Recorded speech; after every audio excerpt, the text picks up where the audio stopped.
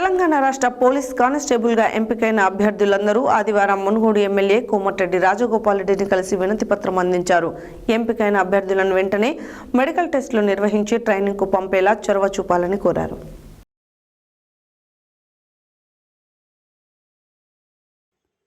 తెలంగాణ రాష్ట్ర పోలీస్ కానిస్టేబుల్గా ఎంపికైన అభ్యర్థులందరూ ఆదివారం మునుగోడు ఎమ్మెల్యే కోమటిరెడ్డి రాజగోపాల్ రెడ్డిని కలిసి వినతి పత్రం అందించారు.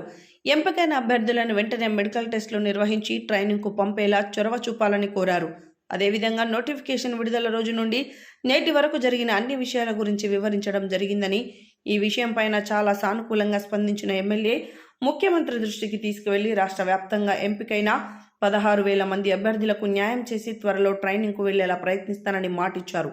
ఈ కార్యక్రమంలో కానిస్టేబుల్ అభ్యర్థులు కట్టా ఉదయ్ కిరణ్, మండ్ర శివకృష్ణ, గంగాపురం శ్రీకాంత్, కర్తాల వినయ్ కుమార్, తుర్పటి మహేష్, చింతకింది శ్రీకాంత్, బోయరాజు, వండుకోతు సంతోష్ కుమార్, ఎర్ర నవీన్ తదితరులు పాల్గొన్నారు.